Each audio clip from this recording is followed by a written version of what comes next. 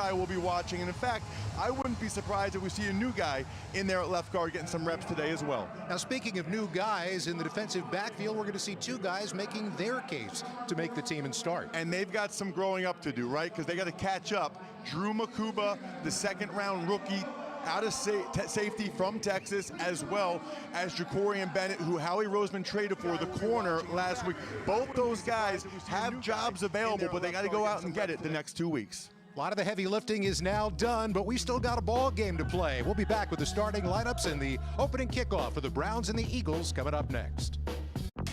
And action. Applebee's 2 for $25. Zoom in. Get 1 appetizer and 2 entrees like the new chicken Parmesan fettuccine. Choose 1 appetizer and 2 entrees. Applebee's iconic 2 for $25. Sorry, were we in that shot? Frank's Red Hot. I put that on everything. Shake. Being Courtyard's official fan ambassador has opened a new world for me. Now I get to hang out with NFL fans all season long. See you on game day.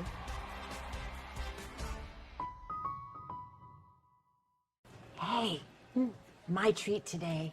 I don't think they'll take that here. Of course they take Discover. You're stuck in the past. Unlike me. You look rad. Discover is accepted at 99% of places nationwide. Totally. Get a large 2-topping Crazy Crust pizza for $6.99 from Little Caesars. Look at that buttery flavored garlic spread sprinkled with Parmesan. Try Crazy Crust for $6.99 for a limited time. Pizza. But wait, I need to mention how there's over a dozen toppings to choose from. Pizza. But wait, I want to reiterate how legit this Crazy Crust is. It's good. Little Caesars is the real deal. Pizza. But wait, gotcha. I remember that feeling. Just starting to know what I could do. But to come into my own, I had to learn that talent alone wouldn't take me to the top. Confidence isn't a handout. You gotta build it. How you feel is how you play. It starts with a click. Invisalign. We as a team are greater than the sum of our parts. And all of that is done by communication. Obviously, Formula One is a competition, so there's a lot of things that we try to have as an advantage over our competitors. Nothing will work without communication from one team to another. So we want things to be shared and communicated securely, quickly and as efficiently as possible, wherever we are in the world. And we trust Cisco to keep us connected, to keep us moving faster together, to achieve results like this. Today's broadcast is brought to you by AAA. Join the squad and become a AAA Eagles MVP member today at AAA.com/Eagles. NovaCare Rehabilitation, the power of physical therapy. NRG, changing the game. Vivint and NRG, proud partners of the Philadelphia Eagles. Jefferson Health, champions of care and the official health system provider of the Philadelphia Eagles. What would I do when I got this moment again? On the biggest stage everybody watching. Yeah! We're right here. We're right back at it. It's 2025. We have accomplished nothing, and we're here to work. It's the monotony of every single day going through the same process because it's the process that dictates results. Yes, sir! Hey, the celebration is over. Preparation is here. And that is the theme of a preseason that leads us to, well, a Saturday in August. And if you're in Philadelphia, 57% humidity at 85 degrees is about what you would expect. We don't expect to see any precipitation today. We might get some cloud cover, though, that could provide a little bit of relief. As we get you ready for this one, let's get down to the field. The third man of our crew, Dave Spinero. Hey, Dave. Hi, Scott. Thank you very much. A change at quarterback today. We will not see Tanner McKee. The Eagles very pleased with him after completing 20 of 25 passes, accounting for 3 touchdowns in last week's game, and then playing well in these 2 practices during the week against the Browns. So it will be Dorian Thompson-Robinson starting against his former team, and then the local guy, Kyle McCord, 6th-round draft pick from Maple Shade, New Jersey, Mount Laurel, New Jersey, St. Joe's Prep. The Eagles want to find out about their number 3 quarterback and build that quarterback room. And they will have some targets today. Impressive performances last week.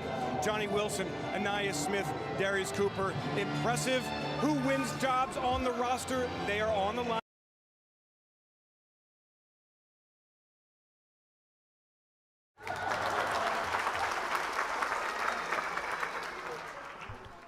What is going on, everybody? What is going on?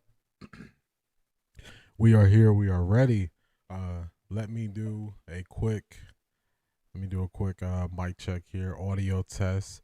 This is something I always start out with. I'm a little paranoid. I keep saying it to y'all. Definitely a little bit paranoid about this. We got a minute. There's almost kickoff. I want to show y'all something funny. Dillon Gabriel definitely has a chance to. Let me get this up on the screen for y'all. That's not showing. Take this thumbnail down. Let's get Chrome up. Dillon Gabriel has a chance to prove us all wrong. This could be Dillon Gabriel. They're what we thought they were. We played them in preseason. Who the hell takes a third game in the preseason like it's We played them in the third game. Everybody played 3 quarters. The Bears are who we thought they were. And that's why we took the damn field. Now, if you want to crown them, then crown their ass. But they are who we thought they were. And we let them off the hook. So that's going to be Dillon Gabriel. That's going to be us who were like, I don't know if Dillon Gabriel's that good. We're going to have to wait and see. We got to see how he does. Man, I just lost I closed some stuff out accidentally here. So let me get my life together, y'all. I messed some stuff up. Let me go back. Or Dillon Gabriel can come out and say this. Put some respect on my name. You understand me? When y'all saying my name, put some respect on it. So we're going to see. We're going to see which way it goes. We're going to see if Dillon Gabriel is saying put some respect on my name, or if we're going to be saying he is who we thought he was. All right, and we are back to it. Let me get this sound back on for y'all. And it was Jahad Campbell came in and made the play for a loss of 4. Watch Jahad come in on the blitz. This is one of the things he did very well at Alabama. He hits it. The right guard's not ready for it, but that's because there's no hesitation from Campbell, and he has a burst. Zinter, the right guard for the Browns, has to have eyes on that linebacker to his side. Terrific timing and a big play already from the Eagles' first-round pick. So back to a 3rd down and 10 now for the Browns, with a man in motion for Gabriel. Still struggling to find his spot, but he found a wide-open receiver across the middle in his tight end, Blake Whiteheart. Gabriel stands in the pocket. He gets a throw off for a first down. Decent edge rushes there from the Eagles, which is a critical thing, Scott, for us to watch today. Eagles are still looking for that number 3 edge guy. Both Uche and Ojulari did a pretty good job there, but they weren't able to finish the rushes, and Gabriel stepped up and delivered a nice ball there for Cleveland. And they run the draw to the middle of the field. Didn't look like there was a whole lot there, but it ended up being a 4-yard gain over into Eagles territory before Jeremiah Trotter made the tackle. So Gabriel looked pretty decent on that 3rd down. That was the first chance we got to see him under duress. He kind of had happy feet. He was patting his feet there, but he did decide to stay in the pocket, hold out to get the pass on first down. For the first down. 2nd down, they just did a little run play. Let's get back to it. Thought was a top 10, 15 guy, but fell to 31 because of the shoulder injury. Cedric Tillman, the man in motion for the Browns on 2nd down. Gabriel's being chased once again. This time he's going to duck and run. And discretion is the better part of valor as he takes a slide for a pickup of about 1 yard, maybe 2. Let's watch Azeez Ojulari. He's one of the. So I want to see this week. I seen some people breaking down Shador, his tape, and people were saying, oh, you know, he was taking off in the pocket when he didn't have to and all those things. So we see Gabriel's he's not settled in yet. He has to get settled in. He got some happy feet back there taking off and running early. Let's see what he does. 3rd and 6. Let's go. 6. Got to make it inside the 43-yard line to keep the drive going. Blitz coming. Gabriel right on time, and that's going to be good for another Browns first down. Jamari Thrash making the. Got Jamari Thrash on the out route for the first down. Good throw from Gabriel there. He stood in the pocket. That pocket was crumbling around him, so he stood in the pocket, and he threw it to a spot.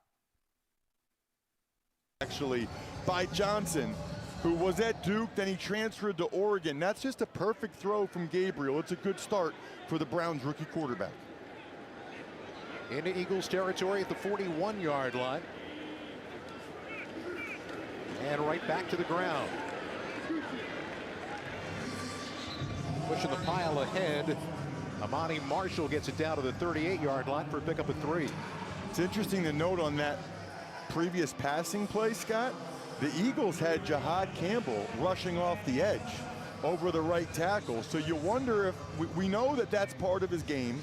That's what he did in high school here in South Jersey, then at IMG, and his first year at Alabama. He can rush off the edge. I love seeing them giving him a rep of that. Maybe he steps up and becomes one of the rotational edge rushers for the Eagles. Second down, back to the ground.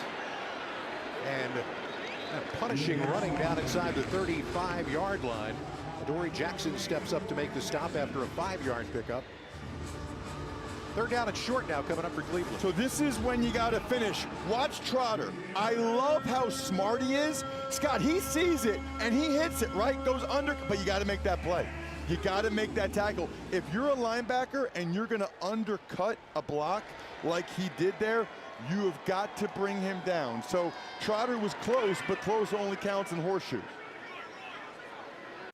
3rd and 2. This part of the field, they could potentially go for it on 4th down. They don't get it. Looks like they're right outside of Dustin Hopkins' range. Let's see if they get their first down. He drops it off to the back for the first down. Gets it to Pierre Strong. He brings it in, falls to the ground. First down for the Browns. 1st and 10 from the Philadelphia 28. So they're putting together a pretty good drive. This first drive looking pretty good. Let's see if they can keep it going. Potentially put some points on the board. Original NIL guys in college football. Went to Oklahoma, then he went to Oregon. He's already made a decent amount of money playing football, and this is the first time he's ever put on an NFL uniform. On first down, timing play, and sitting down in the middle of the defense, making the catch, Deontay Johnson, the NFL veteran, a 7-yard pickup on first. Good to see Deontay Johnson bringing the catch in. He had that drop from Shador on the first drive last week on 3rd down. There, he just sat down in the zone and waited for Gabriel to find him. Nice pass on 1st down there. Deontay Johnson should be making plays. He should be able to run away with the receiver 2 position. He should be able to beat out Cedric Tillman for that receiver 2 with him being the veteran. A little bit tighter in some of these situations. And a reverse. Well blocked. Plenty of room to run. And a first down in the red zone for Gage. Man, Gage Larvin, he's a player that I really like. You can use him on these like kind of trick style plays. You also can use him on special teams. So he's definitely a player that I'm looking forward to. Hopefully he's able to make this roster.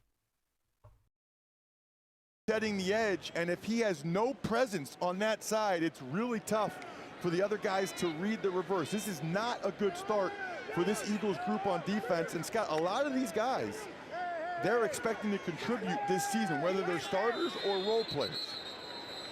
Officials blowing the whistle, and I think we got a timeout call for by Cleveland. Play clock was running down. That's going to stop the clock. What has been a very efficient drive that has taken up half of this quarter.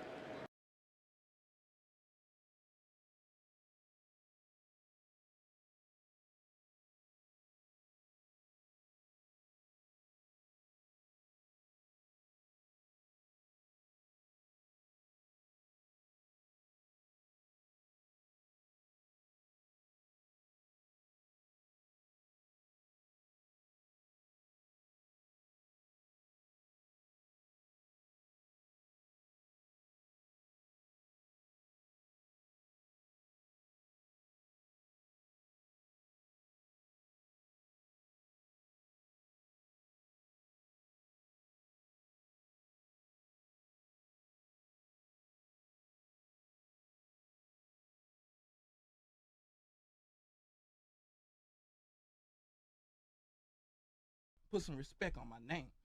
You understand me? When y'all saying my name, put some respect on it.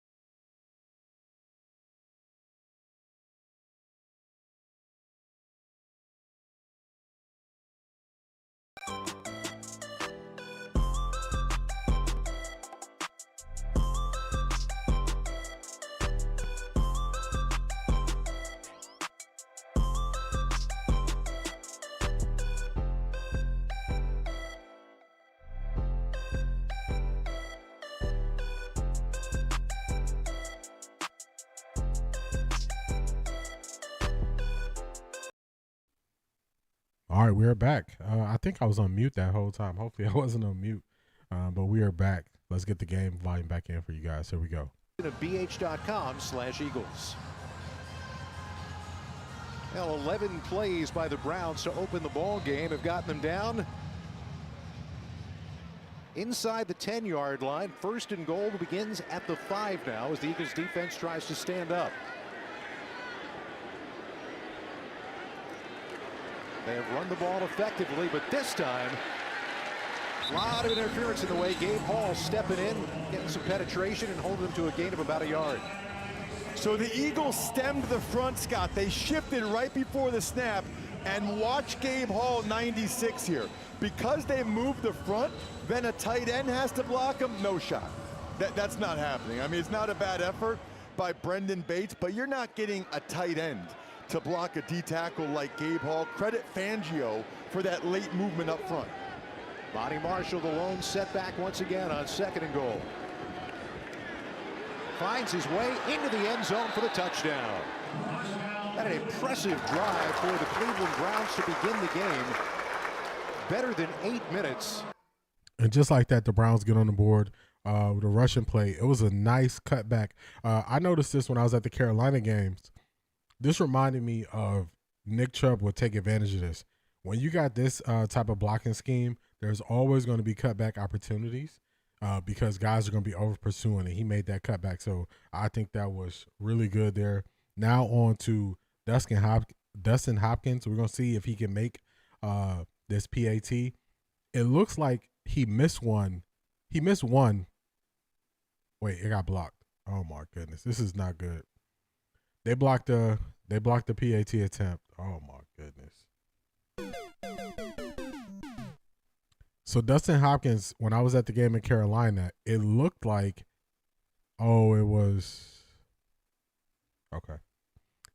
not a block. It was a bobble catch by Bajorquez. So it wasn't a block. So I guess that's a little bit better. You definitely don't want to see a block there. But when I was at the game in Carolina, they accredited Dustin Hopkins with missing one kick, but there was another kick that looked like it didn't go in. And right away when they showed the replay, I was like, I don't think that kick went in. But they called it good. Dustin Hopkins, he was great 2 years ago. Last year he fell off. He missed a large amount of kicks last year. So he definitely has to do better, and they have to do a better job of building his confidence back up or bringing in somebody to compete with him, because you will lose every close game if you can't rely on your field goal kicker. We don't really ask you to do much, so you should be able to make some kicks. This is another commercial break, so I will be right back. Got some music for y'all.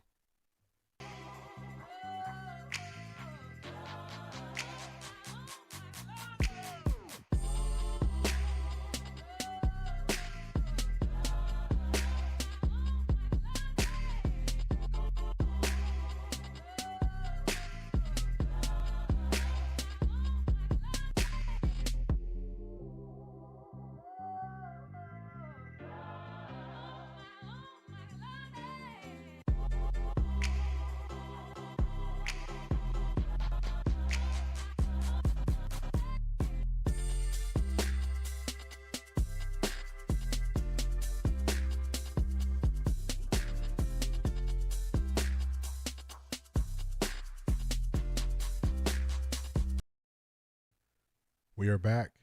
Let me get this sound back on for you guys. Where is the volume?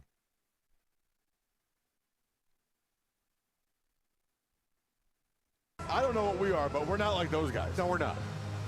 That Merchant Marine time was the only time he spent out of Philly. He grew up here, went to Temple, played his professional football in Philly. Philly guy. Did they used to try to do that, I wonder? I don't know. You know, with the NFL franchises, keep as many local guys as they could. Makes sense, right? Sure does. Hopkins kicking it away. And an opportunity for a return. Montrell Johnson coming near side. And he's going to make it out near the 30-yard line as he is shoved out of bounds by a bunch of brown jerseys. They're going to mark him right at the 30 after a 26-yard return. Well, former Cleveland Brown. So we're going to get the chance to see former Cleveland Brown DTR. This is the player that was traded for Kenny Pickett along with the 5th round pick. It was DTR, Dorian Thompson-Robinson. So when people talk about all the value they gave up for Kenny Pickett, this is the value right here. Like 9:15. He was on the field at 9:15 with quarterback coach Scott Leffler going over this opening script. I mean, he is ready. And handed it off to A.J. Dillon, who gets the start for pick up a 3 just across the 33-yard line. And you're going to see some not quite as familiar names across that offensive line today. Well, and they all matter because all of these guys are battling to be the next man up, whether it's at center or guard or tackle. But really going to especially keep our eye on Brett Toth, who's getting the first chance to start at left guard, the Army veteran. On second down, back to Dillon, who uses those strong legs to pick up maybe a couple out across the 35. Third down coming up. Let's take a look at Toth on that play. He's right there in the middle, 64. It's an initial double team. I think that they were working up to the linebacker, 40, Harrison. Instead, Hickman, the safety, came flying through, but that really wasn't Toth's responsibility. That's an interesting one. Nia Smith and Johnny Wilson to the left of Dorian Thompson-Robinson. Cooper near side on third down. Quick throw right there. Delivered on time for first down yardage. That was a simple one for Nia. Yeah, they ran a double slant. They didn't put too much out there. He got to see what side of the field they had the leverage on. DTR catch the second slant for the first down. So that's the Browns' first attempt to get off the field on defense. They're not able to get home, and Philadelphia Eagles keep on marching. What makes Toth so unique is he's gotten time, whether it's practice or preseason games, at all 5 spots. Not many guys can do that. Back to the ground, and Dillon doing what he does. Hard yardage. You got a couple there. If you weren't with us last week, we talked to him after he missed the entire of the 2024 season with a neck injury. Was concerned perhaps, at least briefly, that his career might be over. Don't you kind of get the feeling, Scott, that there's going to be a game this year where Dillon's a major positive factor for the Eagles, and people around the league are going to say, how did they get A.J. Dillon for the minimum? Like, how did the Eagles get A.J. Dillon? There's no doubt he is a complete football player. Certainly has something to add for this team. Thompson-Robinson gets the ball batted in the air. It's still in the air. Wait, it's caught. How about that? All right, that is one of those rarities you don't see every day, which is a completed pass for a loss of 12. So that's a situation where we really get to see DTR. At that point, you got to live to play another down. You can't be about to get sacked, trying to throw the ball, get it swatted in the air. That could have easily been a turnover. You got to do better. Some of the reasons why DTR is in Philadelphia and no longer in Cleveland. And a horrible catch by Dillon to lose a ton of yardage. You just don't see that very often. No, you don't. You also don't see third and 22 very often, and that's what the Eagles are facing right here. Try to see if they can get some of it back, but Thompson-Robinson is hit as he throws. And that's going to bring the punting unit on. Shelby Harris providing the pressure. The Browns win that third down, 3rd and 22. The offensive play caller doesn't have many plays to run for 3rd and 22, especially not for the third-string quarterback. So that mishap on second down led to the failure on third down. Browns hold up. They get the stop. Now they'll be punting back. We'll be headed to our second opportunity to see the supercomputer, Dillon Gabriel, and see what he does. A high twisting kick. Larmadan times it up. Makes a couple of men miss. And they'll get it out across the 27-yard line, a 6-yard return. 3 and change left to go here in the first quarter, and a 6-point lead for the Browns. All right, so we got a TV break there. 2 things I want to highlight for sure. Number 66 is a backup defensive lineman. in Carolina, he made a bunch of plays on special teams, and then in this game, he's making a bunch of plays already, or he made a play. Great block there on special teams. Also, Gage Larvidan, he is so good in tight spaces. He just got those first couple guys to miss, just making sure that punt return was positive. So definitely glad to see that. So far, so good. This is what the Browns want to see. We get to see Dillon Gabriel for the second time in the first quarter. Browns are leading 6-0 against the Philadelphia Eagles. So far, so good for the Cleveland Browns. We are currently on a commercial break. This is when I'll spend more time giving my analysis and what I'm seeing. So on this drive, I want to see if we get back to the red zone. If we get to the red zone, I want to see if they give Dillon the opportunity to throw the ball in joint practices, the 7-on-7s. He's really been struggling in the red zone. So I want to see if that first drive gave him confidence, and now he can do something in the red zone when the Browns make it back to the red zone. So we will see on this next drive when we get back from this commercial break. It's Browns 6, Philadelphia Eagles 0, 3 minutes, 13 seconds to go in the first quarter.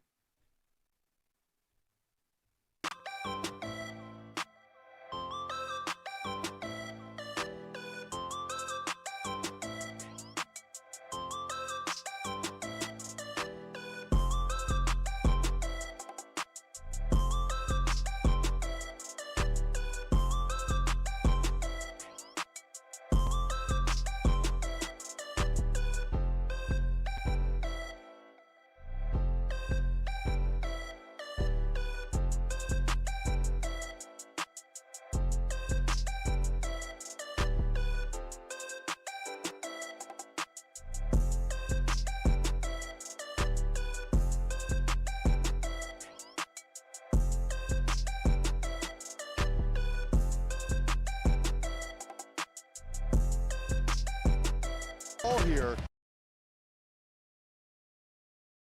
We're back from commercial break. It's loading up.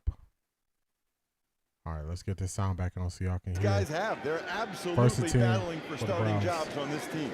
First down from the 28. Gabriel all day to throw the ball. And there's his first incomplete pass of the day. He had hit on his first 4. That's good coverage downfield for the Eagles secondary. Let's watch Jacorian Bennett, bottom right of your screen. He's man-to-man against Diontae Johnson. He's running with him. He runs a 4. Oh, man, he's right on him. Incidental contact. There's nothing wrong with that. Gabriel had nowhere to go. That's nice coverage there by Jacorian Bennett. He goes by JB. Ran a 4.30 at the combine. Almost broke 4.3, so he's not worried about people running past him. On second down, Gabriel coming back near side, and he got a flag on the play. I think that one is going to go against Diontae Johnson. I think he might have pushed off, or there might have been an illegal eligible receiver downfield. Yeah, there was multiple illegal men downfield. That was an RPO, and Gabriel waited way too long to throw it. Take a look at these interior offensive linemen and watch how far down the field they are by the time he actually throws it, in particular the center. Out of the picture. Clete Blakeman, today's referee, finding out what the Eagles want to do with that penalty. Ineligible man downfield, offense number 56. It's a 5-yard penalty. Replay, second down. That's going to be on the quarterback. You definitely got to make the decision in that RPO. You got to make it a lot sooner to either let the play go, run the ball, or throw, but you can't take your time like that. You get a 1.5 yards, so someone needs to tell Gabriel he needs to get rid of the ball faster than that. Second down and long following the penalty, and Gabriel firing into a tight window. He got it in there, and a catch made once again by Thrash for a pickup of 11. That's the second time that Brandon Johnson, this undrafted rookie, has had good coverage, but he's not making the play on the ball. Watch 35 Johnson. He's with them. Man, that's a nice job breaking down. He just got to make the play. You got to rip it out of there. You know, making that play or not could be the difference between being on the practice squad or not. He's got a chance. He's just got to finish. Third down. They've got to make it out to the 38. Gabriel firing again, and he has been if nothing else, accurate. And Jamari Thrash has been his favorite guy here in this first quarter. That's good for another first down. Once again, you'll see left of your screen, it's man-to-man, Brandon Johnson. He's working against Thrash. It's not bad coverage, but that is such a hard job, that nickel corner. That's, by the way, why Cooper DeJean plays that spot. The guy has a two-way go. You can't really use the sideline. You don't have a lot of help. You're involved in the running game. One of the hardest positions in pro football. Play action on first down. Gabriel throwing again and finding another open receiver. This time Cedric Tillman, one of the few NFL experienced receivers that they've got on the roster. That's good for a 14-yard pickup and another Cleveland first down. Kind of like last week, there's not nearly enough pressure from this Eagles backup defensive line. And let's watch Tillman. He's going to get to the safety and then break out. Makuba's on him. A little bit of a push-off that Tillman gets away with that one-arm stab, but if they don't call it, it's not a penalty, and maybe a lesson learned there for Makuba in terms of the physicality that they will allow. As you can see, Gabriel again with that clean pocket.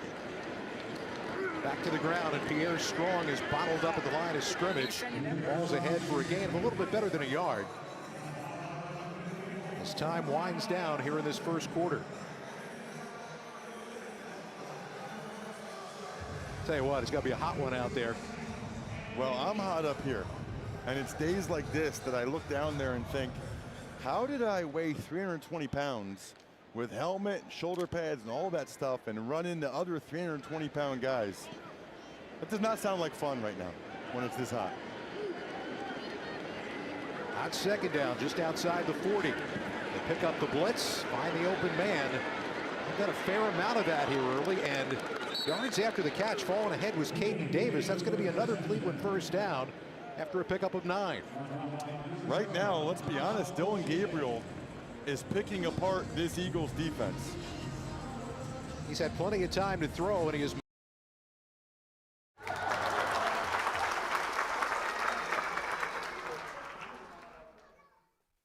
Great first quarter for the Browns there. Very long first drive. The drive was over 8 minutes long. They're not really looking for deep shots.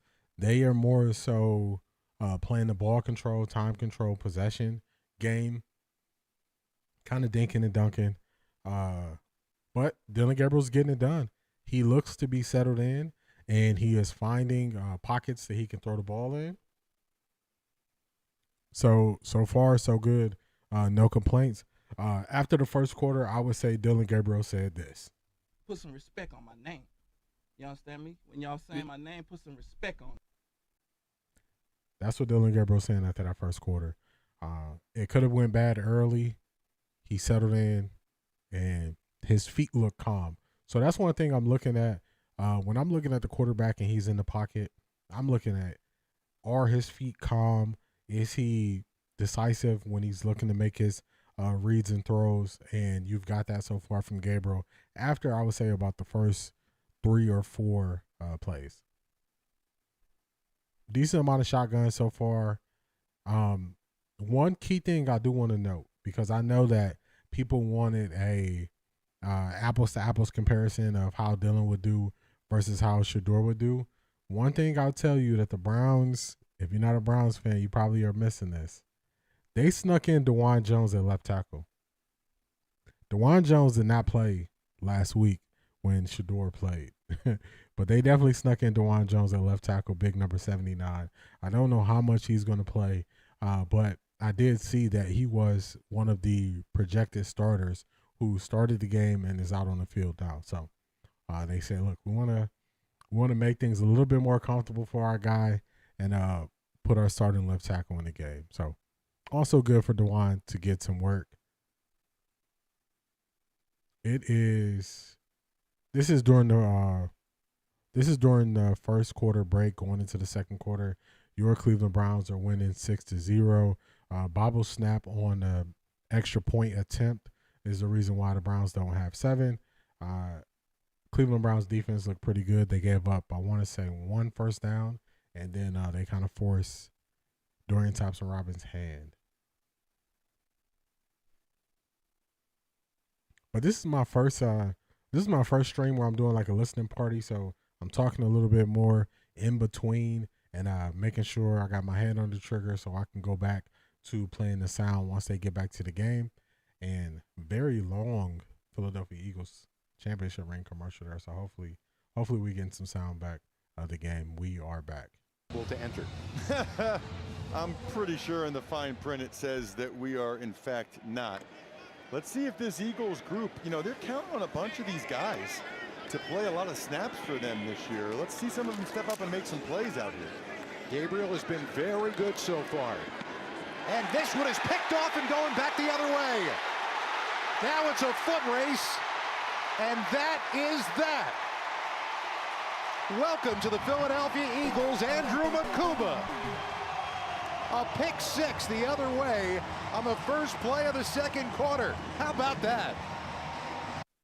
So this is one of those situations where the Browns cut off half the field, and it was a rollout play. And you don't have that many options. You limit your options when you roll out to one side of the field. He's rolling out to one side of the field. Looks like he has Deontay Johnson, but he got three receivers. He got two tight ends and Deontay Johnson in that area. Just congested. That's what happens when you cut off half of the field. That's the downside. So all those great things that Dillon Gabriel did in the first quarter, all that's null and void once you go and you throw that pick six where the spacing can't be there. It's not layered. So if you were one of the people who tapped into my show yesterday and you asked me about Dillon Gabriel throwing a pick six, because I did have somebody on stream say Dillon Gabriel's going to throw a pick six. And also I gave my reaction to what I believe Kevin Stefanski was going to say. And I think he's going to say, we did some good things. We did some bad things. We definitely want to clean up the turnovers. You don't want to give the ball away to the other team. And we'll work on it this week in practice. So that's what Kevin Stefanski is going to say about that pick six. I'm just letting y'all know he's not going to jump out the window. He's not going to really even put it on Dillon Gabriel, even though he clearly threw it. That was a situation where Dillon Gabriel should have just threw the ball out of bounds. So they're going to watch that playback. When they watch that playback, they're going to say that this is a pass that shouldn't have been made. That's what they're going to say. And plays like that type of play where you throw that pick six and it's because of you were trying to run something that he'll be comfortable in and the Philadelphia Eagles were ready for it. These are the reasons why people are going to say Dillon Gabriel's a backup, because you have to limit your offense when he's in. And that's usually what happens when a backup is in. Not when the starter, not when the franchise quarterback is in. You're not limiting your offense. So things turn around fast. In the first quarter, I said Dillon Gabriel was saying, put some respect on my name. But the Philadelphia Eagles said, You triggered my trap card. They were just sitting on that rollout. They were waiting for the rollout. They were waiting for the bootleg. And that's what they did. So we're currently on commercial break, waiting to get back to it. When the game goes back live, we will be having the Philadelphia Eagles kicking off to the Cleveland Browns. The current score is 7 for Philadelphia, 6 for the Cleveland Browns. It is 14 minutes and 44 seconds left. Let's hear them on the call when they explain. 6 by the rookie for the Eagles, Drew Makuba. Okay, he sees the route combination. He doesn't need to worry about the deep post. He sees the crossing route by Johnson. Gabriel kind of throws it in between those two guys. Neither Brown knows which way he's throwing it. He threw it too short for Johnson. He threw it ahead of the tight end. He threw it right to Makuba, and it's a big play for the Birds. So right back out on special teams. And Caden Davis trying to keep that kickoff alive out across the 30. 27-yard return to the 33. We got Caden Davis with a pretty good kickoff return. We do have some flags on the play. They just showed that replay of the pick six by Dillon Gabriel. The safety read that thing the whole way. So that's definitely something they worked on in practice, because the safety was out in space, and he was out in space and he just made his way down to Deontay Johnson and just put himself in the area of where he knew the ball had to go. So we got holding on the Browns, and it'll be first down. You know, he was in the perfect position, right? I mean, let's be honest, Gabriel kind of threw it right to him, and Whiteheart thought Gabriel was throwing it to Deontay Johnson, but you still have to make the play. And this is the first time this young man is wearing an NFL uniform, and to have a pick six like that, he missed a bunch of time with a shoulder injury. You wonder if maybe he missed too much time to really battle Sidney Brown for that starting safety spot, but a pick six will certainly get you in the running. Today's Eagles player stats presented by Jefferson Health. Jefferson Health, official hospital of the Philadelphia Eagles. And Gabriel, who had been... Dillon Gabriel was really, I say he settled down. I was saying his feet got calm. His feet are not calm right now. They just set up a screenplay for him. He overthrew the receiver. He was starting to get on the road, be pretty accurate. We're going to get this. We're going to see if Dillon Gabriel has some resolve in him and how he bounced back after the pick six. Let's go. Guy, in this case, Makuba, can effectively cover both, which is exactly what he did. So the bigger question there is, should the rookie quarterback seeing that there just eat that ball or throw it away? He shouldn't throw it to the guy in the white jersey in the middle, right? Although, don't they say if you see three, hit the guy in the middle or throw it to the guy in the middle? That doesn't work if the guy in the middle has a different colored jersey. You know, sometimes they don't necessarily know what they're talking about. That's right. Who is they? All right, 3rd and 2. Let's see if the Eagles can get off the field. The Browns have been driving the ball on them pretty easily here. They're 4 for 4 on 3rd down so far in this game. Bunched receivers. Now the man in motion is Davis on 3rd down. Gabriel with time again finds his man coming across, and Thresh has 1st down and more all the way up to the midfield stripe as he makes it out to the 50-yard line for a 9. Jamari Thrash having a great game so far. I believe that's either his 3rd or 4th catch right there. So Jamari Thrash having an impact on the game. Whoops, my bad. I'm moving the screen, y'all. Big impact on the game there. And there he goes. It looks like Ringo kind of got picked, and that Ringo was in coverage there. By the way, surprisingly, a Thrash wearing 80, no relation. We checked on that. You checked on that. Well, Merrill Reese asked me the question at the joint practice the other day.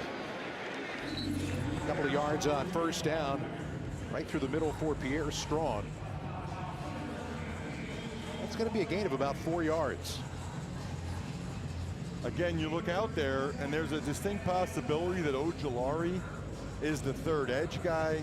Ty Robinson might be the 4th interior lineman. Trotter has a chance to start next to Zach Bond. These are not guys that are going to be on the practice squad or guys that are going to get cut, you wouldn't think. These are guys that should, or at least have a strong opportunity to play a big role for the Eagles this year. Game was more like 3, 2nd and 7. He goes to the correct side with the blitz coming. And a modest gain for, once again, Jamari Thrash. Sidney Brown and Keely Ringo stepping in to help make that tackle. Well, we got a flag on the far side.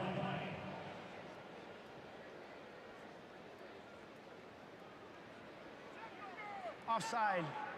Defense, number 49. 5-yard penalty. Still 2nd down. Wow. You don't see that very often on a corner. Nope. Jacorian Bennett, the former starter for the Raiders, started 7 games last year, played well in those games, by the way. Top 10 in a lot of statistics for cornerbacks with over 450 snaps. That was a nice play, though, by Sidney Brown. Bennett's biggest problem was an ongoing shoulder problem that had really gone on over a number of seasons. Finally got that taken care of, and now he feels better than 100%. Gabriel throwing. That's a nice play, trailing by the guy we're just talking about. Jacorian Bennett closed quickly on that ball and breaks it up. He's good, Scott. I'm telling you, the guy's. So I know I mentioned earlier that DeJuan Jones was in the game at left tackle. It looks like DeJuan Jones is out the game at left tackle. So we'll be keeping an eye on that just to see if Dillon Gabriel's protection is as good. And that was a great play by the defender swatting the ball down before Gage could catch it. 3rd and 2, Browns got ball. So it's 3rd down and 2. Cleveland has converted all 5 of their 3rd downs here in the first half. Another blitz coming. They run through the middle. Make them 6 for 6. Going to be down inside the 30-yard line all the way to the 28. 14 yards on the play. Kind of the perfect play call with what the Eagles are doing, right? You'll see a blitz by Trotter, and they're kind of running a draw. Takes himself right out of it. Smile Munden gets eaten up as well, and if both of your linebackers are getting blocked like that, you're going to have a tough time stopping the run up the middle. Cleveland has moved the ball 153 total yards so far here in this first half. And Gabriel, a little swing route out of the backfield. And Amani Marshall gets shoved out of bounds by Jeremiah Trotter Jr. after a 5-yard pickup. You know, you ever hear the expression, Scott, stats are for losers? Yes. This game's a pretty good example of that right now. The Browns have 158 total yards. The Eagles have 3. The Eagles are winning the game right now. So if you're the Browns, certainly you should feel good about the way you're moving the ball. But the only people that really talk about the stats after a game is the team that lose. The team that wins just talk about winning. That's very profound. Thank you. On 2nd down, Strong trying the left side, and he runs into a wall of white jerseys after a pickup of maybe 2. There'll be another 3rd down coming now for Cleveland. Okay, this is what we need to see, Scott, all right? Ty Robinson, 4th round pick, Nebraska, right at the point of attack. Watch him, hands inside, lock him out, shed him, make the play. That's what I'm talking about. Going against Cornelius Lucas, who's played a lot of ball in this league. That is perfect technique from Robinson. That's what the Eagles need. They need a 4th D lineman inside that can give them quality snaps like that. 3rd down, they've got to get it to the 18-yard line. Gabriel doesn't see it coming. And on the outside, Ojulari got home and comes up with a big. So now that they've taken out DeJuan Jones at left tackle, the last 2 plays have been blown up from that left side. They said his last name is Lucas. He just got beat. He just got beat right away, and he gets the sack on Gabriel. Gabriel doesn't even see him. He slightly flinches as he's getting hit. So things change when you go to the backup lineman, and it's all 5 backup linemen. So we'll be keeping an eye on that. Dustin Hopkins, the field goal is good. So that's a lot better. You definitely want to see the Browns special team unit do better.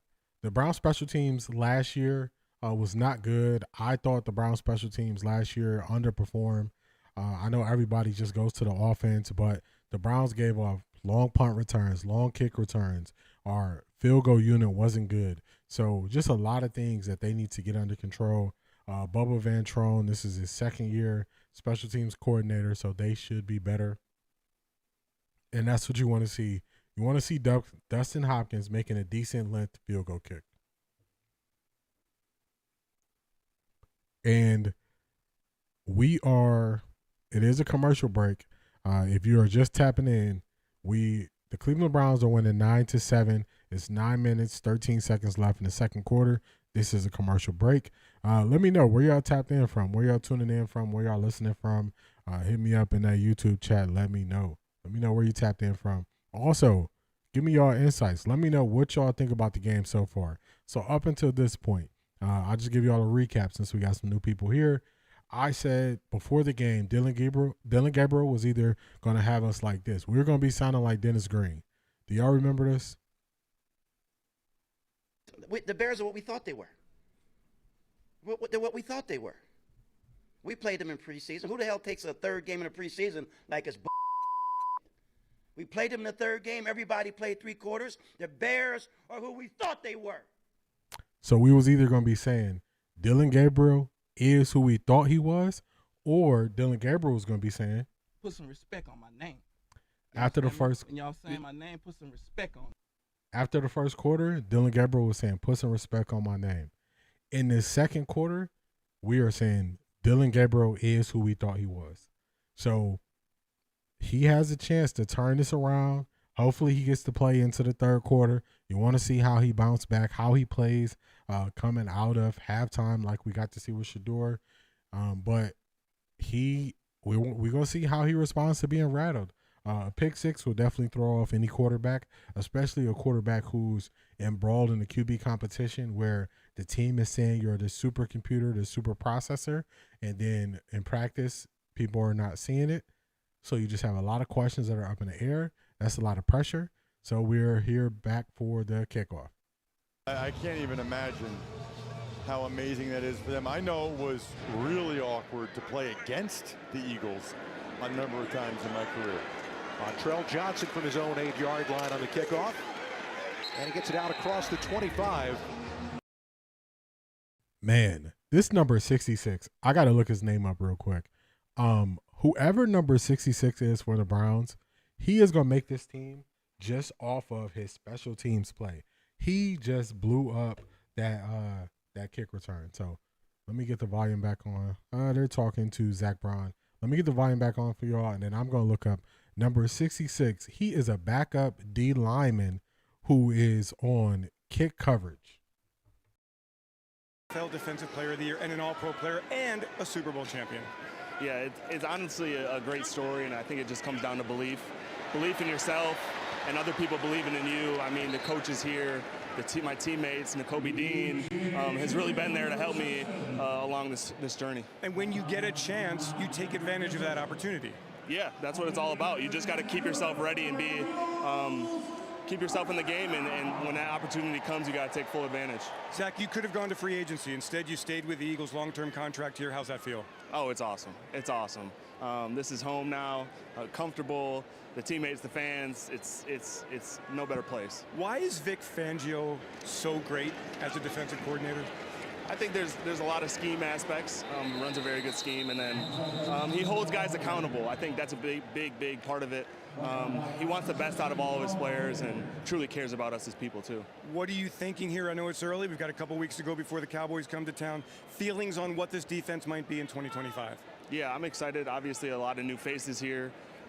With the introduction of free agency and the rookie class, I think we're looking really good. Speaking of looking really good here, Nakobe is in a trance, drinking, having some fun. Is he always the goofball in the room? Yeah, he's definitely the goofball. Always drinking Gatorade and staying hydrated. Well, that's a good thing, Nakobe. Thanks very much. He just threw you some love. Zach Bond, thank you so much. Have a great year. Threw some love. All right, so that player number 66 for the Browns is Aiden Huntington from Florida State. He's an edge, 6'1". No, he's from Tulane, my bad. Man, he's just been balling out on special teams, blowing plays up. Eagles tried 2 runs on 1st and 2nd down. It's now 3rd and 9. Let's see what they can do. Can the Browns get a stop? Let's go. 3 times last year on Westwood One, including at the Super Bowl. Easy guy to root for. As Dorian Thompson-Robinson gets thrown for a loss, that'll bring on the punting unit.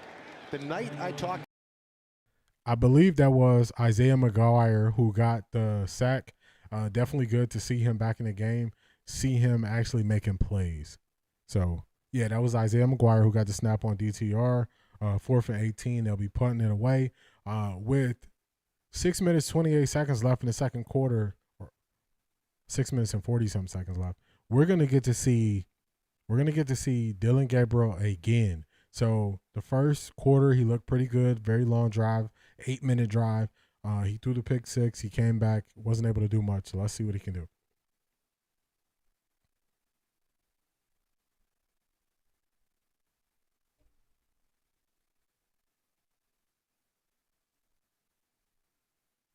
with the return of 6 yards after a punt of 34. With NFL Sunday Ticket and YouTube TV, Jason Kelce. All right, so we got a commercial break. What do y'all think about the game so far? Tell me who y'all think is standing out. Tell me what you think. Quarter and a half down. What do you think of Dillon Gabriel's performance? And who do you think is playing having a great game? I think the Browns running backs are doing good. I think DeJuan Jones did a great job in the first quarter at left tackle. You see as soon as they take him out. I believe the backup tackle's name is Lucas. Once they went to Lucas, it wasn't the same. The D end on that side was able to just wreak havoc right after they took DeJuan Jones out. So you see the drop off in play. Dillon Gabriel, you saw the pick six. The Browns defense, even though the Browns, it'll show on the board they gave up 7 points. That was off of a pick six. So the Browns defense looking good, really shutting down this Eagles offense and Dorian Thompson-Robinson so far. I would say this is pretty cool. If one of the things I could do, like if I just had all the free time in the world, I wouldn't mind being like a radio show host. So this is pretty cool, just listening to the game, giving my analysis as the game is going on.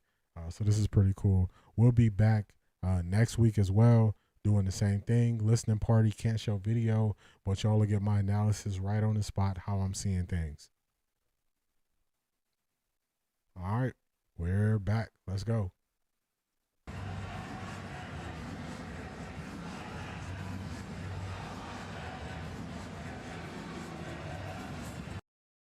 All right, I'm going to cut that music. I don't want to get a copyright on this stream. So just going to hold off on playing the volume until they actually get back and playing. YouTube don't play, man. YouTube, they'll get you. They hear 3 seconds of music, they'll be zapping your stream. So don't want to fall for that. We'll get the sounds of the game back once we're actually got the game back going. So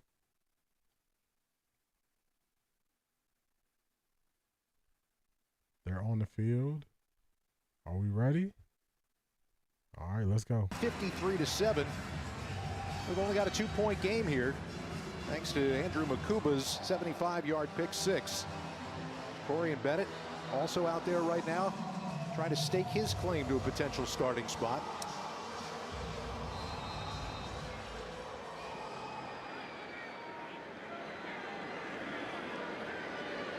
Browns take over at their own 31-yard line. Gabriel remains in the game, and that ball hit the deck. Ball's on the ground. Eagles got it. I believe the Eagles recovered. Oh my gosh, look who it is. Look who it is. He finds the ball. Drew Makuba once again. You can't make this up if you tried. They're running a wham play. It's a fumbled exchange, and the safety gets the ball. Ball finds him. Makuba's not even on the screen yet, I don't think. Okay, there he's in front. The ball goes down, squirts around right to Makuba. Listen, I don't care what you want to. Number 24 for the Philadelphia Eagles having a great game. I believe he's the one that got the pick six, and then he just recovered the fumble. It looks like Gabriel didn't get close enough to the running back and get the ball in his belly. The ball hit the side of the running back. So this is not what you want to see. This is not what you want to see. You don't want to see the turnovers. I'm telling y'all, I already told y'all what Kevin Stefanski is going to say. But we get to see Kyle McCord, who played at Ohio State and then left Ohio State and went to Syracuse. So this is going to be good. I want to see how he does, especially considering Dorian Thompson-Robinson was not able to do much against the Browns' backup defense. Well, that becomes a very important spot. Moving ahead, clearly Tanner McKee has separated himself from everybody else, and he is the backup quarterback to Jalen Hurts. So McCord, after you saw the numbers, huge year at Syracuse last year. Got a flag down on the play as Montrell Johnson bangs it down inside the 25. That's going to be an 8-yard pickup if it stands.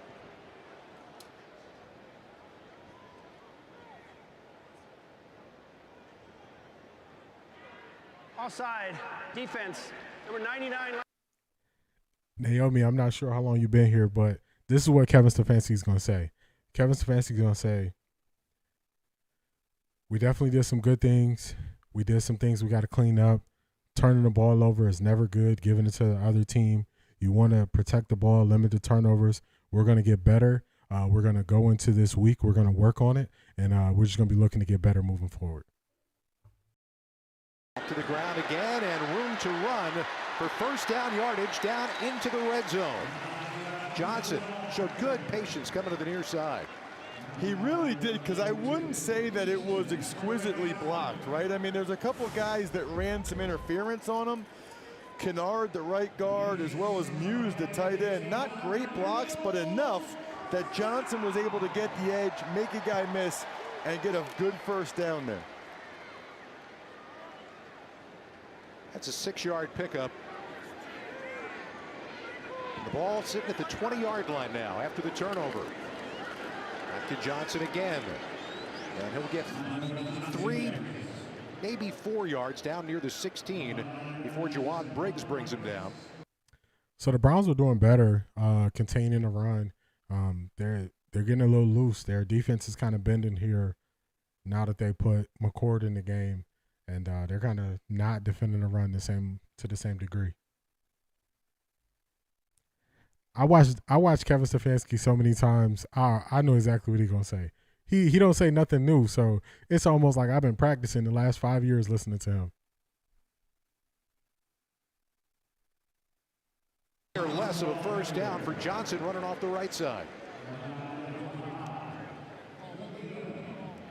Johnson didn't get a chance to play. Esther, my bot is super aggressive, but I agree with you. I don't think it's going to change either. Because, and the reason why I don't think it's going to change is because they slowly have to admit the fact that maybe, now this is them, this is not my feelings. Maybe we missed on the Dillon Gabriel pick. And I don't think they just want to admit that yet. So they're trying to hold off as long as they can. That's why they wanted to make it like Shedeur has so many things to do, so they can say Shedeur came in, we built him up to this level, so now he's better for it. So, but I don't see it. I never saw the Dillon Gabriel pick. I always thought there was too many limitations there. I thought she was going to have to run 2 different style offenses to take advantage of what he can do. So I just didn't see it. First tush push of the day. They're measuring it to see if they got it. The second successful tush push of the preseason. Neither run by Jalen Hurts. Gets you to a 1st and goal now, just inside the 10-yard line. Ooh. That hole closed up quickly, if it was ever there. That was key. So the Browns got to start teeing off on the Eagles, because the Eagles have ran the ball every single play since Kyle McCord's been in the game. You can't just let them line up and run the ball on you. You got to force the hand of their rookie quarterback and see if he could do anything with it. They've just been running the ball. Like, they got to shut that down. So they got to do better. 2nd and goal. Philly has the ball with the opportunity to actually take the lead with a touchdown here. This game in the second half. Bunch set to the bottom there. Now Smith goes in motion. First pass attempt from McCord. There it is, and it's caught. That's going to be inside the 5-yard line. Making a pickup of about 6 yards. Kind of a spinning catch by Terrace Marshall. So that's why you bring Anaya Smith in motion. You'll see Marshall, okay, but it'll open up because Smith goes outside. So the corner has to cover Smith, and then McCord can fit it inside. I would like to see McCord throw that ball a little bit more to the outside to give Marshall a chance to make a play with it, but it at least gives him a chance here on 3rd down after the 2-minute warning. Marshall was a member of the Raiders last year, played in 7 games. All right, so we got the 2-minute warning. Let me know, y'all listening in. What do y'all think so far? Let me know how y'all are viewing the game so far. My apologies. My bot is super aggressive in the chat. So my bot will just be clipping long. He'll clip a long chat only because, you know, you get people that come in and they just spam your chat. So my bot is super aggressive. So I got to read the message real quick or get the gist of the message just so I can respond to it, because my bot don't play. So far, my assessment of the game with 2 minutes left, I would say Dillon Gabriel started off rocky the first 2 or 3 plays. He settled in. Then you started to see why people projected him as a backup. The whole downside of the Browns offense starting in the 2nd quarter was when they had to run a bootleg to get him comfortable. It's the easiest thing because nobody is going vertical. Guys are going from left to right, and that's the easiest way you can cover the most ground. And once the safety saw that, that's how he was able to get that pick 6. Then Dillon Gabriel on the handoff. That is a procedural thing. So I'm going to take y'all back. Just out of nowhere, we learned that Shedeur Sanders don't know how to play quarterback. We learned that Shedeur Sanders can't read a playbook, can't recite plays. We learned that, he couldn't tell guys, he couldn't snap the ball. We learned Shedeur couldn't do anything as a quarterback. And we were told that Dillon Gabriel was great on the whiteboard. He was great on the processes. We had Mary Kay even make something up saying Dillon Gabriel was sacrificing his efficiency so he can build out the offense.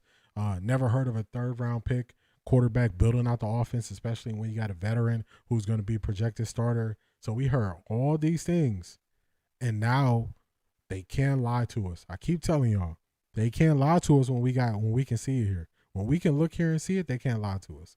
So they're going to be recapping his pick six. Let's get back to it. Knows how much he'll play in the second half and how many more plays he'll make, but he already has the fantastic pick six. And then, credit him, by the way, as a safety for being that close to the line of scrimmage, where if there was a fumble, he was close enough to make the play. It's an unbelievable debut for Drew, that young man, Drew Makuba, and that has led the Eagles to this opportunity to take the lead again here down in Browns territory.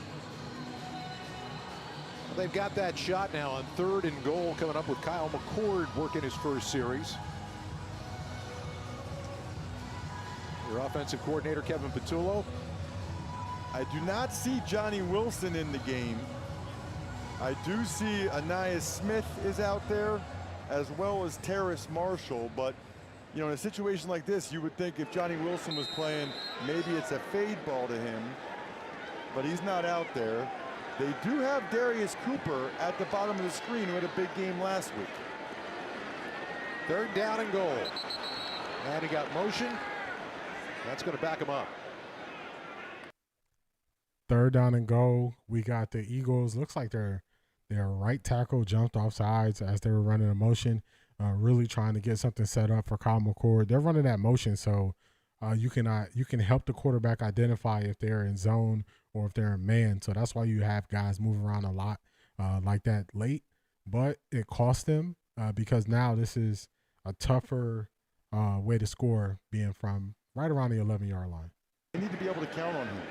That changes the play selection, I'm sure, but a little more room to operate. And there it is for the touchdown. Quick look in.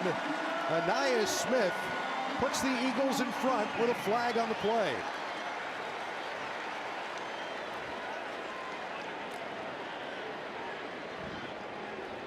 We got to see what the flag is. Personal foul, roughing the passer, defense number 99. Penalty being forced on the point after for touchdown, and the touchdown is good. Second week in a row, a touchdown by Anais Smith on an in-breaking route. Watch him here. It's man-to-man, and he's just going to get across the face, right? He sees it, outside leverage. That's like stealing. I mean, that's way too easy. If the corner's once a receiver crosses the DB's face like that, the DB can't come back and make that play. They're just not going to be able to do it. So you got to force them outside. You can't let them get across your face like that. That's just bad. 2-point conversion attempt will be no good. And that's why they should have kicked the extra point. So they made up for it there. Great play. They stopped the 2-point conversion. So it didn't cost them crazy, but once you let that receiver cross your face like that, and you're out there on the island with single high safety, now you could do pitch and catch. That's something they do every day in practice. So we got to see how Kyle McCord would do if he had to, get backed up and throw the ball. They put him in a good position, designed a good play for him, schemed up a good play for him, and it worked. Now it is the Philadelphia Eagles 13, the Cleveland Browns 9, 1 minute and 57 seconds left to go in the second quarter. Q5, you read my mind. You read my mind. That's why I was calling out the time. You read my mind. I was just about to say this is a good opportunity for us to see what Dillon Gabriel can do just in a live situation with 2-minute drill. Shedeur is not playing today, Naomi. They announced that he's going to dress. He's not playing today, but he is progressing. Pre-game, he was throwing some short passes to David Njoku. they're hoping to have him back for next week. Today's game is only going to include at quarterback Dillon Gabriel and Huntley.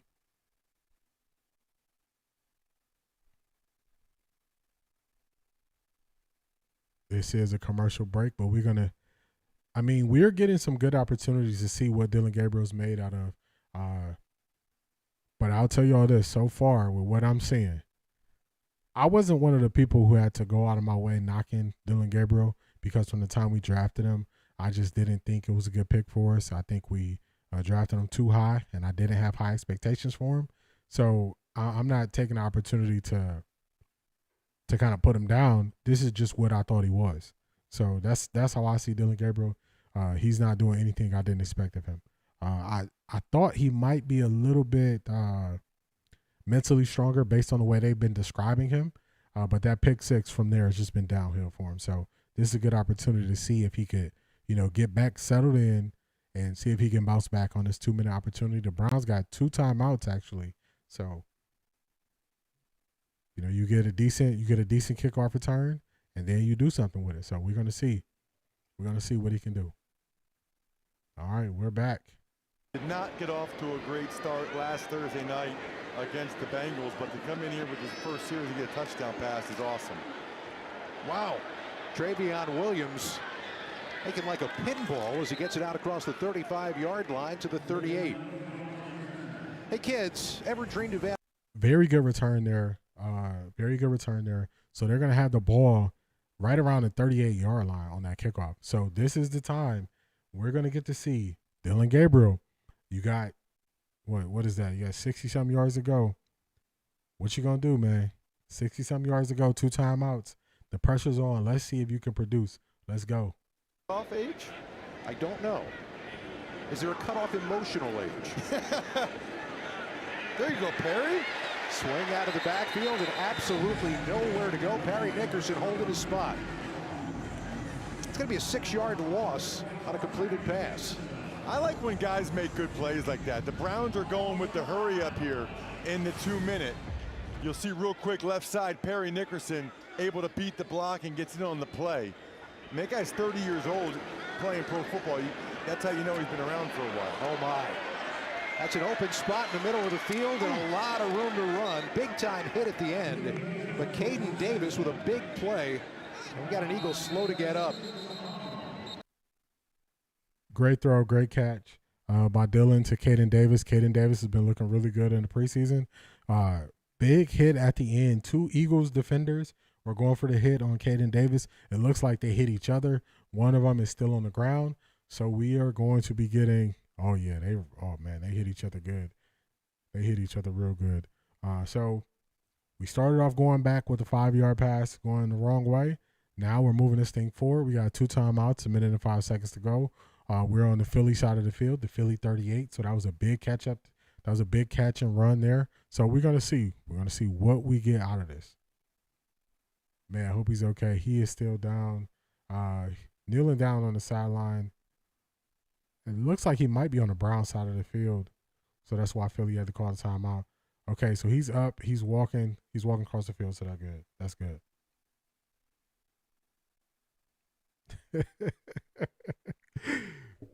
Esther, that's funny. I would say, so he passed the first test in the first quarter, but that was kind of a lot of dinking and dunking. So I would give him a B for the first quarter. Ever since the first quarter, I got to give him an F. Got to give him an F since the first quarter. So just things can change dramatically. That first quarter, very long, 8-minute sustained drive. But it's no way you can give him a positive grade for the second quarter. Let's go. Let's see what he gonna do. Yesterday, it is different in Philly, at least according to the guys that have played for other teams before coming here. And Sirianni's been saying that since his first day as head coach. That's exactly what they're trying to do. That's how. Miss Deontay Johnson on the deep pass. Man, these Eagles defenders are flying around. This one defender just took out the other defender's leg, so they're flying around. So we're going to see the other defender who got shaken up on the last play. It looks like they're checking on him on the sideline, 2nd and 10. Let's see, Dillon, what you got, man? What you got for us? I mean, all he does is win.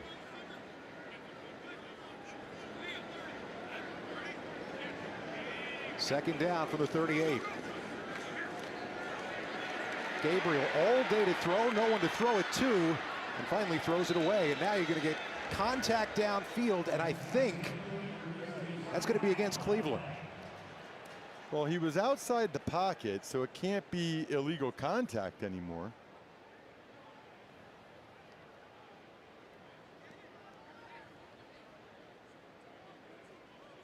I'll ask Nick Sirianni what he wants. Whatever the penalty was, it was on Cleveland because they went to the Philly coach. Pass interference, offense number 80. It's a 10-yard penalty, replay second down. That's an interesting decision whether or not you take the penalty or not. I think it's the right decision because you want to try. Let's watch Nickerson on this play.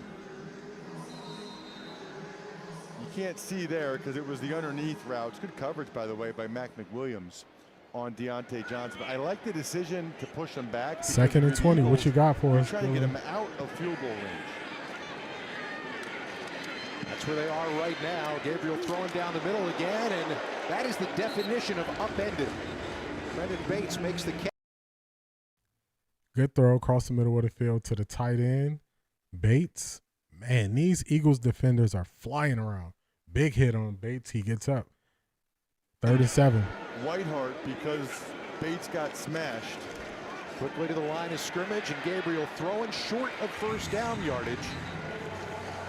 That's down to the 31-yard line. They're certainly within field goal range right now. Campbell making the tackle.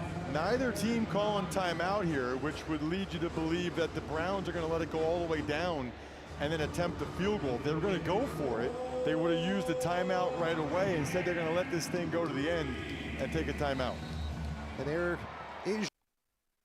And Ross Tucker was right. They let it go down to 2 seconds on the clock. Browns call a timeout. Looks like we're going to get a Dustin Hopkins field goal attempt here. Hopefully it's just a 30-second timeout. We don't need a 1-minute timeout going into halftime 2 seconds ago. So hopefully just a 30-second timeout.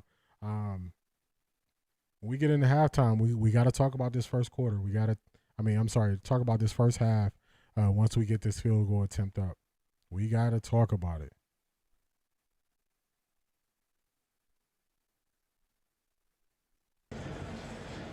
Already had one bad snap that blew up an extra point earlier. So this is not Dustin Hopkins. This is the backup kicker who was in to attempt to kick. This is strange. Dustin Hopkins coming off of a bad year, and now you got the backup kicker. Maybe they're giving the backup kicker a shot. I don't know. So it was really weird. They didn't say how long Dillon Gabriel was going to play. You know how before the previous game they said Shedeur was going to play. He was going to play into the third quarter. They didn't say that about Dillon. So I don't know if he's done at the half or if he's going to play in the third quarter. Let's see how you do, Andre. 49-yarder. Lots of leg, and it's perfect on the final play of the first half. And they leave with a smile after. All right, 49-yard kick for the backup kicker straight down the middle. So your halftime score is the Cleveland Browns 12, the Philadelphia Eagles 13. For a lot of the first half, it looked like the Cleveland Browns outplayed the Philadelphia Eagles, and then the second quarter got here, and everything turned around. And everything was different. So if you're listening, if you're watching, tell me what you think about the first half. I'm definitely going to get to a lot of y'all comments here just so we got to talk this thing over about what happened in the first half. I think there are going to be a lot of people, and I'm going to keep playing this. I'm going to keep showing it to y'all. So let's go, Dennis Green. Let's go. This is what Dennis Green had to say. And this is what a lot of people are going to say about Dillon Gabriel. Like it's we played them in the third game. Everybody played 3 quarters. The Bears are who we thought they were. And that's why we took the damn field. Now, if you want to crown them, then crown their ass. But they are who we thought they were. That's going to be a lot of people talking about Dillon Gabriel. It's going to be a lot of people talking about Dillon Gabriel. I'll tell y'all. So, after Shedeur's performance, I went to the game. that game on that Friday. My Saturday morning show I did, my reaction show I did to the Browns preseason game in Carolina, the first thought I had was Shedeur Sanders put pressure on all of the other quarterbacks. Dillon Gabriel looks good. Oh, we coming in fast. Let me see what you got, Jeffrey. Dillon Gabriel looks good. What are you talking about? He had how many scoring drives so far? He may not have got touchdowns in them, but he's still in the red zone. I hear you, but talk to me about the 2 turnovers he had, Jeffrey. Did you see the pick 6 he had? That pick 6 was directly related to the quarterback that was in the game at the time. When you have a quarterback who can't see the whole field due to his height, you have to do things that put him in position to feel comfortable. One of the things they like to do with Dillon Gabriel is roll him out to his strong arm, which is his left side. You cut off half the field. So that's not a play they're going to run if Shedeur is in. That's not a play they're going to run if Kenny Pickett is in. That's not a play they're going to run if Joe Flacco is in. So due to the personnel, we ain't going to let you do that. The ball couldn't get to Deontay Johnson. He threw the ball in between Deontay Johnson and it was closer to the tight end. They had 3 guys in the same zone because that play is not supposed to take that long. That play is supposed to, once they roll out, you're supposed to make the decision, get rid of the ball. Once he didn't have a good option, he should have threw the ball away because he was outside of the pocket. He would have not had that penalty. We got video evidence of this. This is not practice that we couldn't see. Facts, Esther. Facts, Q5. All right. So tell me this. Let's do this. I don't agree with you about the interception. Let's take the pick 6 away. What did Dillon Gabriel do on the handoff fumble? Was that on him or was that on the running back? I agree with you, Tessa. Jeffrey, that's the question. On the handoff, that Dillon Gabriel, where he didn't get further, he didn't get close enough to the running back and put it in the running back's belly. Was that on the running back or was that on the quarterback? Because let's just say, I'm going to take away the pick 6. So you changing the subject. We're talking about turnovers. We went right to the turnovers, Jeffrey. We're talking about the turnovers. As a quarterback, it was on both. Okay. All right. So according to Jeffrey, Dillon Gabriel can do no wrong. Facts. The butcher knows what's going on. Birdman, you see what it is. Tessa, you see what it is. Now, you see how if we having a conversation, I'm willing to concede. If I gave you that one, Jeffrey, I said it was on the quarterback. It was on the receiver. We'll say the receiver ran the wrong route, even though neither one of us had a play call. We could just go based on what we saw. I conceded that, and then you made a mistake for the actual fumble that was all on him because the quarterback is responsible for putting the ball at the numbers. The ball has to go to the numbers on a handoff. It was to the side of his body.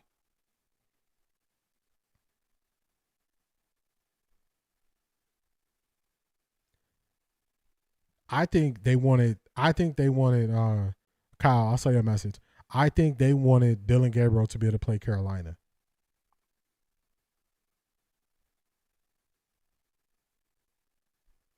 So we're talking about the game that's currently going on. We're doing a recap. We are at the halftime of the game that's going on, and then you bringing up you bringing up what both of them did. We only talking about this game. We rehashed. We talked about what Shedeur did last week. Shedeur is dressed. He's not playing. We only talking about the quarterback that's playing in this game. Stay dangerous. I hope we see him in the third quarter. King Smith, you see it.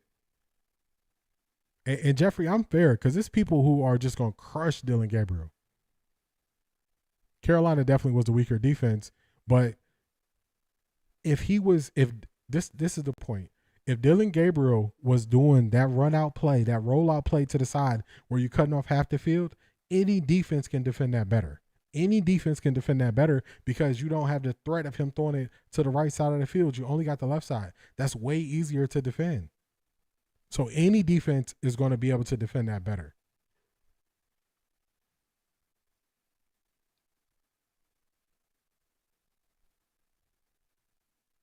I mean, this is the problem. I told people Dillon Gabriel was going to have to deal with the pressure.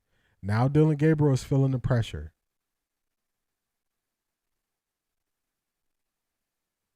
Darryl, I don't know what you talking about, man. Darryl, I don't know what you talking about. Jeffrey, that's not true. Since Kevin Stefanski has been here, they have not been a rollout, not a rollout play action team. They run a lot of play action, but rarely do they roll them to one side. They did it with Baker because of his height. They're doing it with Dillon because of his height. When they ran play action with Joe Flacco, do they roll him to the right or the left? When they run play action with Jameis last year, did they roll him to the right or the left? See, I've been through all the ups and the downs with the Browns, and I've been watching this team. I can almost tell you what the coach is going to say afterwards. So just saying, they like to run play action, but they don't always run it that way. You telling me Joe Flacco was bootlegging? They was doing that a lot? I'm going to read your words. It is true. Look what Joe Flacco did. He was always out on a bootleg.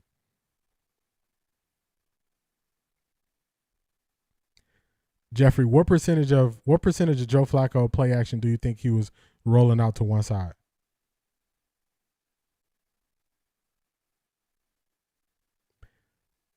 Birdman, the Browns don't get it right with QBs. I agree with you.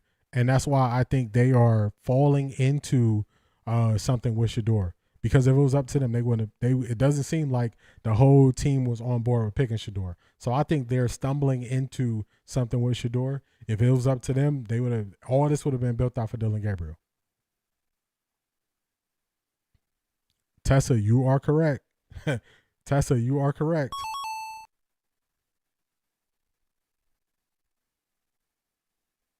Joe Flacco was here 2 years ago for 5 games. The offense that we ran last year was more designed by Ken Dorsey for Deshaun Watson. And look, man, I'm doing all this off the top of my head, man. The Butcher, I think so too. You know what happens? You give people attention and they just, they enjoy it. So, sometimes I entertain them.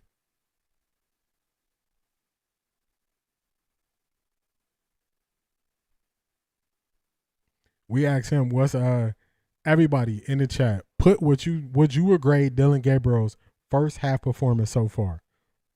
I would grade Dillon Gabriel's first half. I would give him a D.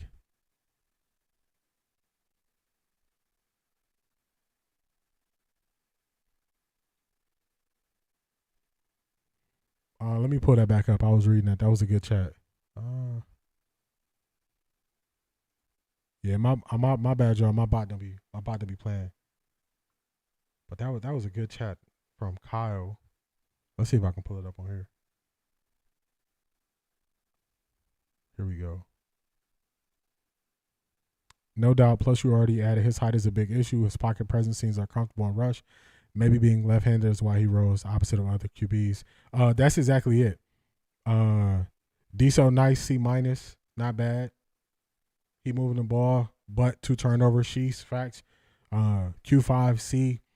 So if he only had the pick 6 and he just did a little bit better in the second quarter, stay dangerous, B-. Whoa.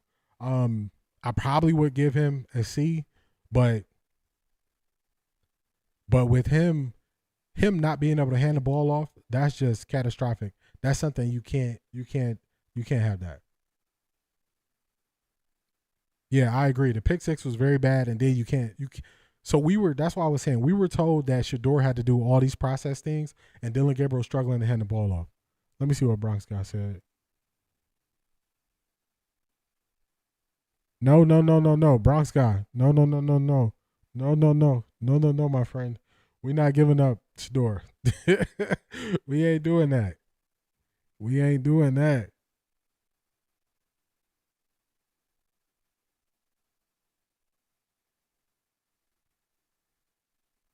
Yes.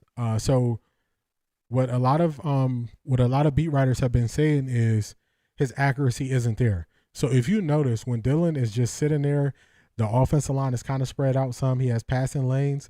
he looks like he looks pretty accurate. When he has to move to the right, when he is uncomfortable, you see those feet get to chopping, everything in the dirt, bad passes. So, hey, it's gonna be a storm. Even if Dillon Gabriel don't play in the second half, D, yeah, see, I agree with the D. Even if dang, my bad, y'all. Pause. Even if Dillon Gabriel don't play in the second half, the storm is coming this week because the Browns hyped him up too much.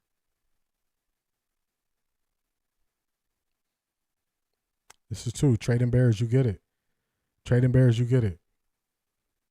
They have to do too much. From the very beginning, I'll give you all 3 reasons why I thought it didn't make sense. You got a quarterback room with quarterbacks who are right-handed. You got one left-handed. The left-handed quarterback also happens to be the shortest. So I was like, man. And then the third thing is he's not the most athletic. So if he had the athleticism of a Kyler Murray where you can really run and you can move him around, that would make sense to kind of take a chance on him. But without him having the athleticism of Kyler Murray, I just don't see it. It didn't make sense to add this to your quarterback room because you're adding extra layers of complexity that don't need to be there. You just don't need it. If you want to get better, greatness D-, yeah, it's tough. It's tough. Yeah, they showing it right now. He underthrew one guy, overthrew another guy. They showing the fumble. This week, the national media, the way they are going to go at Dillon Gabriel is going to be insane. I'm just preparing y'all for it. Shedeur Sanders set the bar. He set the bar too high. Yeah, I agree because the Browns have been treating Dillon Gabriel like he was a first-round pick. So for him to come in and stink it up his first time with getting the most snaps and all that stuff, it's a problem. All right, we're kicking it off. The Browns are kicking it off to Philly. We are back. Let's get this sound out for y'all. Great chatting it up with y'all. I'm still watching your comments. Spots. And there's a touchback. And what that means now is the Eagles are going to get the ball at the 35-yard line. That is what is new this year with the dynamic kickoff. Let me read Bronx guy's message here. Trading Bear, you're correct. On the sack, he didn't see or feel the pressure. Shedeur saw and felt the pressure and ran for positive yards. That's a fact. Instead, I think you're going to see a lot more kick returns, which means you're probably going to see more guys make the roster based on special teams if there's going to be. Our special teams was terrible last year. It's not looking that much better this year. They have to get it under control. And already you got a pre-snap penalty. Pre-snap penalty on Philadelphia to start the second half. Sanders would cut this game after this if he played like this. Yeah, let's see if we get any more. You know, pressure make diamonds or pressure make dust. You got to see which one you're gonna end up being. And the pressure for Shedeur, that it seems like it creates a diamond. It's looking like we getting some dust on the other side of this diamond. He's been a center, but they're going to give him some reps, some time here to show what he can do at left guard. Remember, Landon Dickerson had surgery earlier this week. That's thrown right to where it's supposed to go. Terrace Marshall with a catch out near the 39-yard line, a 9-yard pickup on first down. Kendall's had a really good camp at center. Trading Bears, you're right. They're going to handle him with care and concern. Just going to speak very generic about what happened and not really put it out there. Man, I got the wrong screen there. Let me get this back up for y'all. Yeah, they're going to be very generic when they're speaking on this game. You have to show that you can play more than one spot. That's exactly what Nick Sirianni was talking about, too, that versatility of the depth they have along the offensive line. It's the ability for guys to be able to slide to either side, left or right, or in some cases to be able to play inside and outside. And think about what Sirianni just said. It's 3rd and 2, but I want to say this because we got a bunch of people in here. So if y'all were here earlier, y'all remember I said they started DeJuan Jones.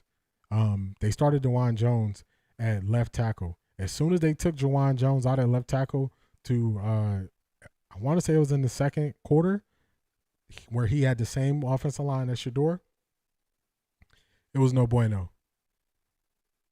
They get Kyle McCord rolling out. He has to throw the ball away. The Browns get the stop.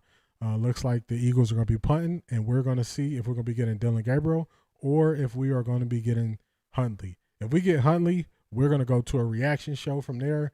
I'm not going to punish y'all watching Huntley. We know Huntley's not going to be on the team. But if we get more of Gabriel, we'll keep this thing going. Man, Birdman said he calling another turnover on Gabriel. Yeah, this is what happens. Once you start cranking up that heat, people can just crumble from the adversity that they're facing. I don't know why they called this punt off. Shout out to you, Trade and Bears. I appreciate you.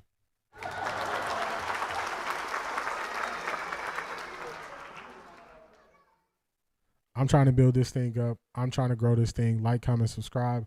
I'll be doing listening parties for every Browns game. You'll get to hear my analysis live.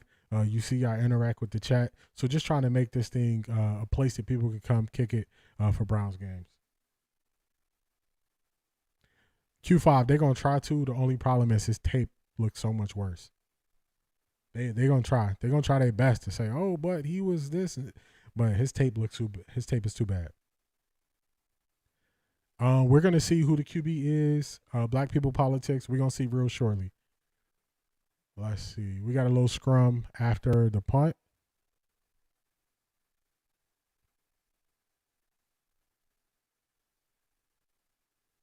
Yeah, I think that's cool, but I think everybody, based on what they saw with their eyes, I think even if the percentage is a little bit higher, those turnovers is going to crush, somebody having a higher completion percentage. We're going to see here real soon if we get more of Dillon Gabriel. They were really weird with how they rolled out or explained Dillon Gabriel playing. They had people checking, at the last minute to see if he was actually going to play today. They didn't just come out and announce it. So they were really weird. If the Browns want to control the narrative, they are leaving too much room for speculation in a lot of these situations. Stephen A. might have a whole show about it, and the other half of the show is going to be him talking about how he'll never speak to LeBron again. Stephen A., he can't wait to say LeBron's name for something.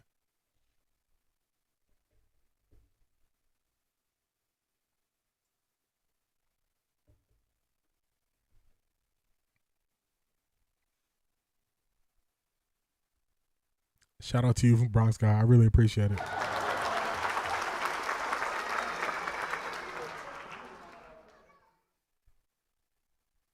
Yeah, the PFF rating.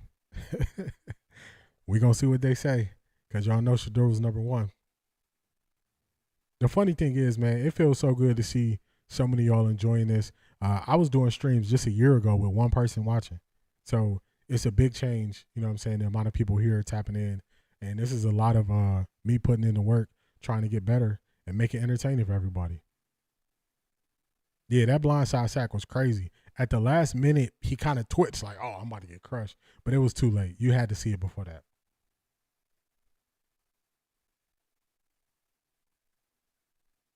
We going to know real soon. We got some commercials coming up. Talking about Philly. Let's see who's on the field. Let's hear it. Let's see what they're saying. Time as he tries to win a spot, and really when you take a look at it, Quinyon Mitchell and Cooper DeJean are Shador played into the third quarter.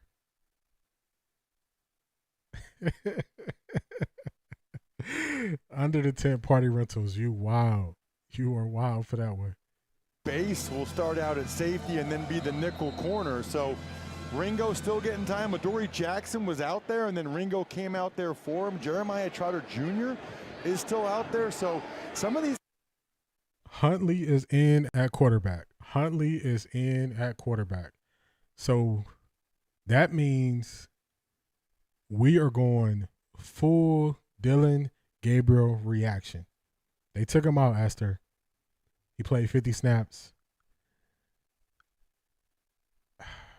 See, this can go two ways. You can look at it and say he was playing bad towards the end. They want to protect him. Also, you can look at it and say they could have let him come out of halftime and see how he responds to it and try to build up some confidence with him. Confidence is the number one thing you need as a quarterback. And if your confidence is teetering, then you're going to be shaky. So they got Huntley in the game. Yeah, Q5, Gabriel don't have the confidence. Shedeur got the confidence. It's going to be a tough week. You know what I'm saying? Like, that's why I said pressure makes diamonds or pressure makes dust. We saw some dust today and we saw a diamond last week. Jeffrey had to go home. Jeffrey had to go home, Tessa. He couldn't fight. He was in here fighting for his life. This was him earlier, y'all.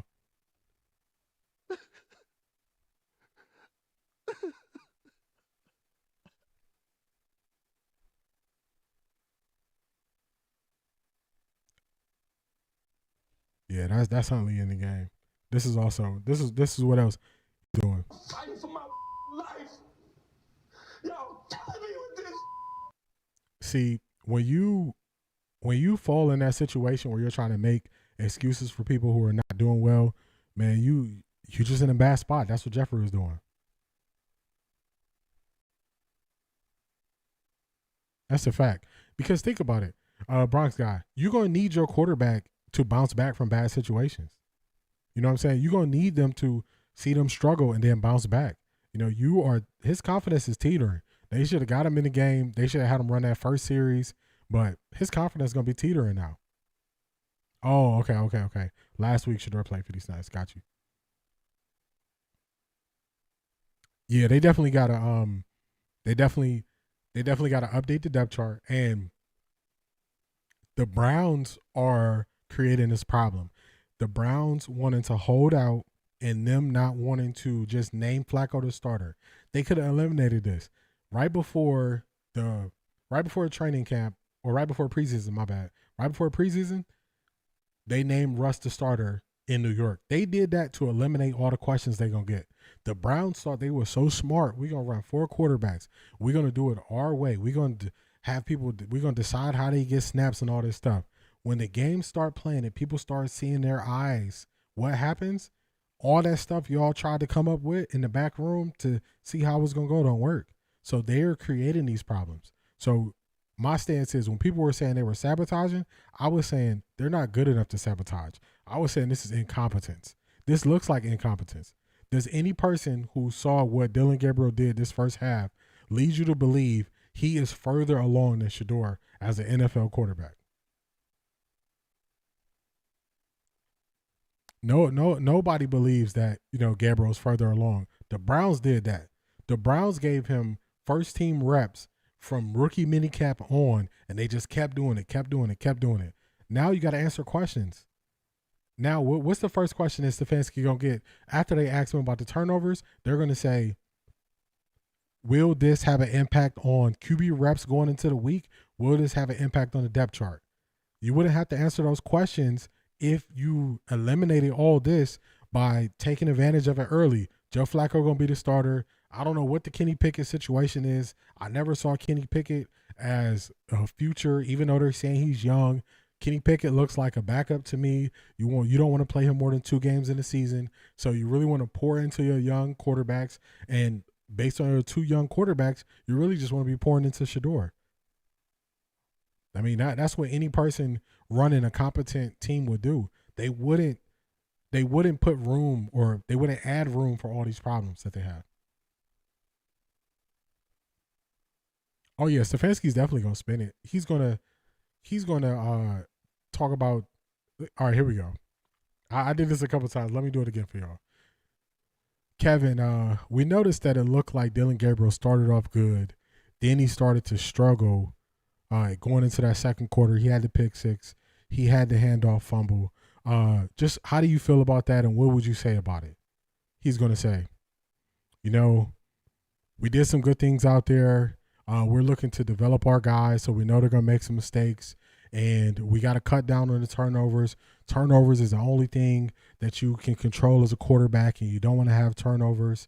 And we're just going to look at the film, and we're going to get better for this, and we're going to be better for this tomorrow. That's what he's going to say. That's exactly what he's going to say. Nothing I said means anything. Dang, DTR just got hit for a sack. He got hit on the sack, and it was a pick six. Man, DTR. Shucks. That ain't no good. So, the depth chart, Tessa, going to the depth chart. I think the easiest and the best thing to do is to move Shedeur up the depth chart. I think they are going to leave the depth chart the same. And they are going to create another problem because now everybody going to ask questions and say, if you just look at the two performances that both quarterbacks had, how could you not change the depth chart? So they are creating these problems. They are definitely creating these problems. They are the smartest in the room. They are, we have a plan and we're going to stick to our plan and we're not going to let the outside noise get to us. So we'll see y'all week 1, Purcell. Y'all know I don't know, man. The Browns, we might struggle against some teams, but we match up against the Bengals pretty well. And our defensive line is one of our strengths. Y'all offensive line is not one of y'all strengths. So it's going to come down to our offense versus y'all defense. And y'all defense hasn't been good. So, yeah, I saw that. I thought it was smart to monetize it, the quarterback competition, but be more transparent and realistic with it. Because now it's just going to be backlash. We're going to spend this whole week talking about how bad Dillon Gabriel was. Every show is going to talk about it. Every local Cleveland show is going to talk about it. Everybody's going to talk about how bad Dillon Gabriel's performance was for a whole nother week. And you know that if just the pressure of going in and starting got to him, how bad do you think the pressure is going to be when he has to play again? And this was what he put on tape.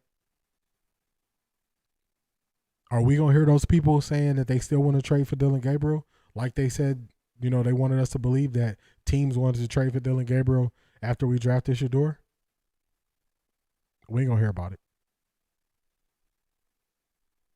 We're not going to hear about it.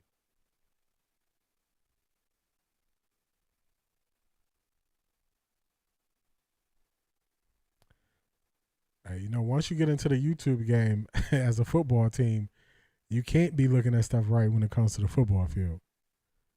It has to be off.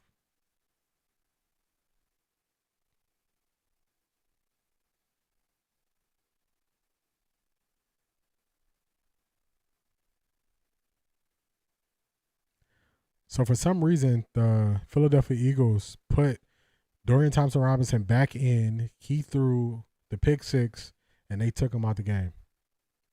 Hey, Birdman, stock going down. It went down quick. It went down quick. And the worst is now you didn't even give him a chance to get back in. So he just sitting on the sideline. He's just soaking in the fact that he had a bad half and he put bad tape out there. So that's why you at least want to give him that chance. But, hey, they the ones that make the decisions. It's one of those things where, do y'all remember a week and a half ago, everybody said they got a plan and we should trust their plan? Everybody in the media was saying that they have a plan for what they want to do with the quarterbacks and we should just trust their plan. Then the Quinshon Judkins news came out, the Isaiah Bond news came out, and everybody said we should question them because they don't make good decisions. Now they wanted us to believe that Dillon Gabriel was the second coming of Drew Brees, the left-handed version, and he put that tape out. So moving forward, do y'all trust the Browns decision makers? Do y'all trust that Dillon Gabriel is way better than Shedeur? I don't.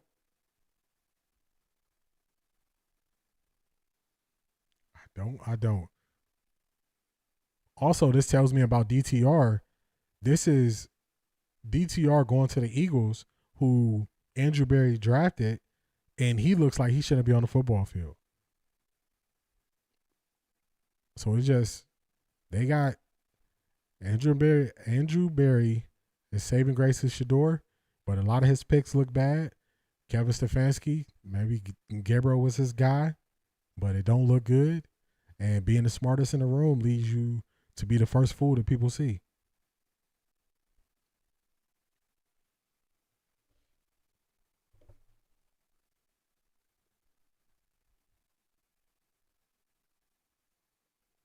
Let me check out something.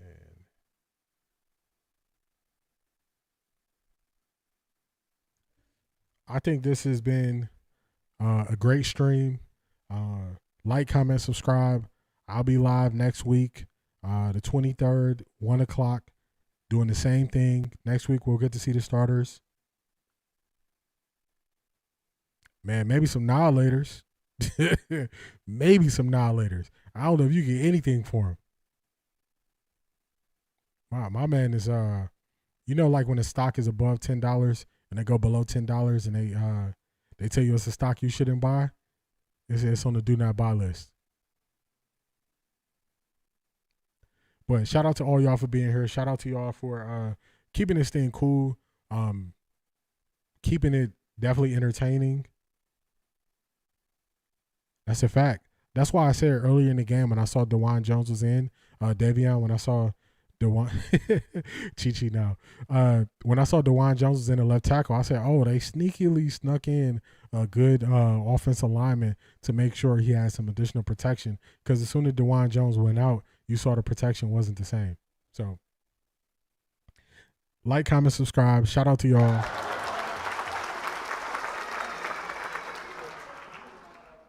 I'll get some clips out. If you follow me on YouTube or TikTok, I'll get some clips out this week. Just explaining what I saw, explaining what I feel, looking at things that'll be happening the next week.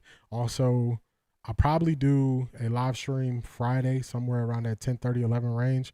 Just make sure you subscribe so you get the notifications. And then I'll also be live next Saturday for the last preseason game. I greatly appreciate y'all. Shout out to everybody that subscribed. And I'll catch y'all next week. Peace.